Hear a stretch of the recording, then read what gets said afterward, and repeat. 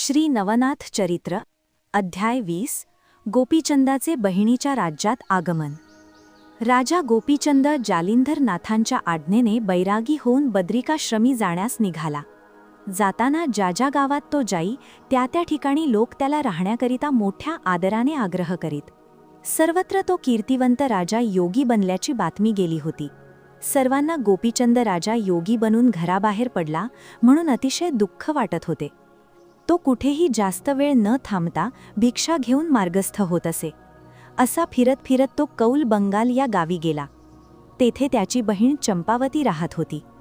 तेथील पौलपट्टण नगरातील तिलकचंद राजा देखील गोपीचंदाप्रमाणे ऐश्वर्यवान होता। त्याचे द्रव्यभांडार फार मोठे होते। त्याच्या राजघराण्यात चंपावती ही गोपीचंदाची बहीण सासूरवाशीण म्हणून वावरत होती।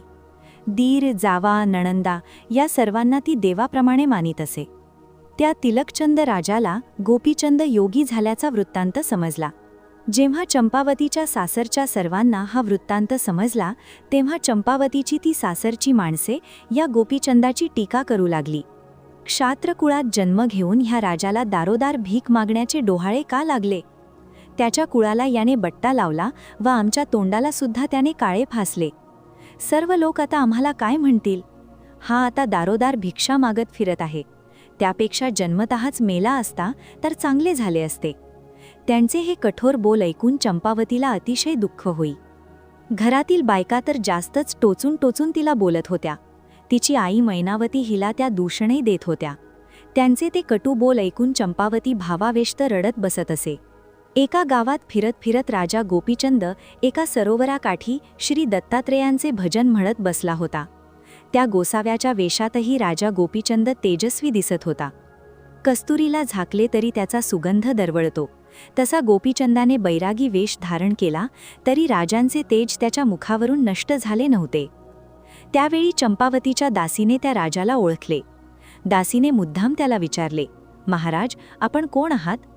तेव्हा गोपीचंदाने आपली ओळख सांगितली व म्हणाला, माझी बहीण चंपावती या नगरीचा राजा तिलकचंद याची सून आहे।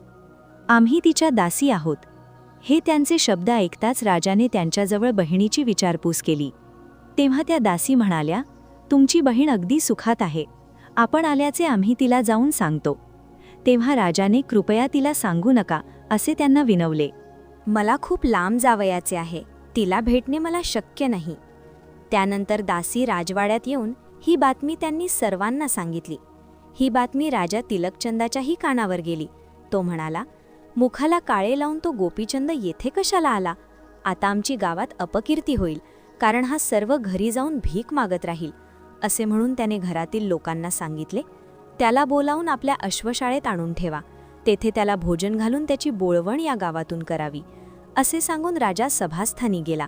त्या दासींनी गोपीचंदाला बोलवावयास पाठविले।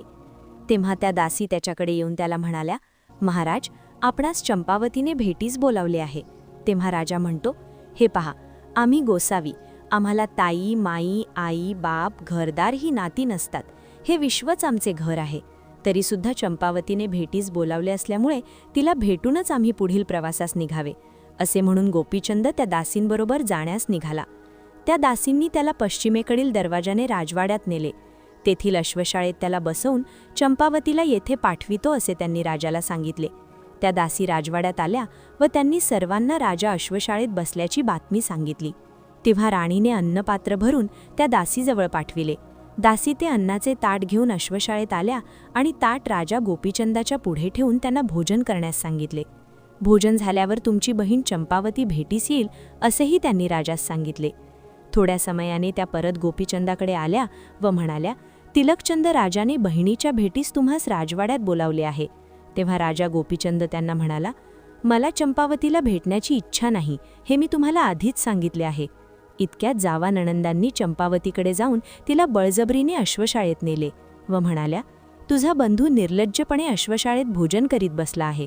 त्याची योग्यता तेवढीच आहे। बघ, तो कसा बैरागी बनला आहे। हे त्यांचे कटुशब्द ऐकून ती बहीण दुःखी झाली। नणंदा, जावाही सर्वजणी तेथे जमल्या। गोपीचंद राजा त्या सर्वांना म्हणाला, आपल्या पुढे आलेल्या अन्नास बैरागी कधी पाठ फिरवित नाही। तो विवेकी आहे। तो कधीच कुणाचा राग द्वेष करीत नसतो।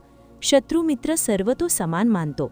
ऐश्वर्याला तू महत्त्व देत नाही, संपत्ती आज आहे तर उद्या नाही. तेव्हा त्या स्त्रियांनी त्या राजाची खूप नालस्ती केली. चंपावतीला ते सहन झाले नाही. ती तशीच तेथून घरी परतली. ती पश्चातापाने तळमळत होती. तिने हाती खंजीर घेतला आणि स्वतःच्या अंगात खुपसला आणि क्षणात प्राणरहित असे तिचे शरीर झाले. इकडे गोपीचंद त्या नणंद जाऊ दासी यांना म्हणाला, माझी चंपावतीशी भेट घालावी. चंपावती इकडे सासूरवाशीण आहे, ते इकडे कशी येईल? तुम्ही आज इथे वस्तीस राहावे. रात्री गुप्त वेशात आम्ही चंपावतीस आणू. असे त्यांनी सांगताच राजा तेथे राहण्यास तयार झाला. त्या सदनी जाऊन चंपावतीला शोधू लागल्या. तेव्हा ती पोटात खंजीर खुपसून जमिनीवर पडलेली त्यांना दिसली. दासी धावतच सर्वांना जाऊन ही वार्ता सांगू लागली. घरातील सर्वजण तिथे जमून शोक करू लागले. या भगिनीने भावाकरिता स्वतःचा जीव दिला म्हणून त्यांनी अनेक दूषणे त्या गोपीचंदास देण्यास सुरुवात केली. आपल्या घराला आग लावून हा आमचे घर आता पेटवत आहे, त्याला आत्ताच बाहेर काढावा. घरातील गोंधळ रडारड त्या गोपीचंदाच्या कानावर आली. तेव्हा त्याने अश्वरक्षकाला विचारले, काय झाले? ही रडारड का चालली आहे? महाराज, आपल्या बहिणीने तुमचे वैराग्य बघून व तुम्ही घरोघर भिक्षा मागता हे पाहून दुःखाने स्वतःच्या देहात खंजीर खुपसून आत्महत्या केली आहे, असे त्या अश्वरक्षकाने सांगितले. ती बातमी ऐकून गोपीचंदाला बहिणीच्या मृत्यूचे अत्यंत दुःख झाले. आपण येथे आलो त्यामुळेच हे सर्व घडले. त्याच्या डोळ्यांतून अश्रुधारांचा पूर लोटला. माझ्यासाठी प्रिय भगिनीने प्राण दिले, आता माझी अपकीर्ती होईल, अशा विचारात तो असताना इकडे राजवाड्यात चंपावतीचे प्रेत स्मशानात नेण्यासाठी तयारी झाली होती. गोपीचंद राजाने विचार केला, बहिणीला जिवंत करून आपला काही प्रताप सोयऱ्यांना दाखवावा. आम्ही जोगी झालो म्हणून आम्हाला तुच्छ मानणारे हे सासरचे लोक यांना नाथपंथाचा काय प्रताप आहे तोच दाखवितो, असे म्हणून तो त्यांच्याबरोबर स्मशानात गेला. त्या प्रेताजवळ उभा राहून म्हणाला, जनहो, माझे ऐकावे. प्रेत भस्म करू नका. मी माझे गुरु जालिंदर यांना आणून या माझ्या बहिणीला जिवंत करतो. मी नाथपंथ स्वीकारला त्याचे सार्थक करून दाखवितो. त्याच्यावर त्या लोकांचा विश्वास बसेना. अरे, मेलेल्याला परत जीवित्व कोणी दिले आहे का? जनहो, मी तुम्हाला जालिंदरची कथा सांगतो, असे म्हणून ती सर्व कथा त्याने त्या लोकांना निवेदन केली आणि 4 दिवस या प्रेताचे तुम्ही रक्षण करावे अशी विनंती केली. परंतु त्याचे कोणी ऐकण्यास तयार नव्हते. तेव्हा स्वतः गोपीचंद राजा त्या चितेविष जाऊन बसला आणि म्हणाला, आता अग्नी लावा. माझे भस्म झाल्यावर माझे गुरु जालिंदर क्रोधाने तुमच्या ह्या नगरीचे भस्म करतील. तेव्हा तिलकचंद राजा क्रोधाने म्हणाला, गुरुचा प्रताप कशाला मिरवतोस? तू स्वतःच चमत्कार करून दाखव ना. त्यावर गोपीचंद म्हणाला, तुम्ही फक्त 4 दिवस थांबा. आम्ही नाथपंथी आमचे वचन मोडीत नाही. असे म्हणताच राजा तिलकचंदाने प्रेत ठेवण्याचा निर्णय घेतला. गोपीचंद म्हणाला, प्रेताचा डावा हात काढून मला गुरुला दाखविण्यास द्या. तिलकचंदाने लगेच डावा हात त्याच्या हाती काढून दिला. तो हात घेऊन गोपीचंद मार्गक्रमण करीत गुरुकडे गौड बंगाल येथे चालला. तो मार्गावरून 5 कोस परत माघारी आल्याचे जालिंदराला तिकडे कळले. तेव्हा तो स्वतः त्याला भेटण्यास त्या मार्गाने निघाला. जालिंदरांनी प्राणास्त्रांची विभूती कपाळास लावली. पृथ्वीवर नैषध राजपुत्रा वाचून या अस्त्राची कुणाला माहिती नव्हती. हे अस्त्र जालिंदर नाथाला अवगत होते. ते अस्त्र भस्म लावल्यावर एका निमिषार्धात तो 100 कोस गेला व राजा गोपीचंदास भेटला. तेव्हा त्यांनी गोपीचंदाला विचारले, वत्सा, तू परत मागे का फिरलास? तेव्हा गोपीचंदाने घडलेला सगळा वृत्तांत गुरुला सांगितला.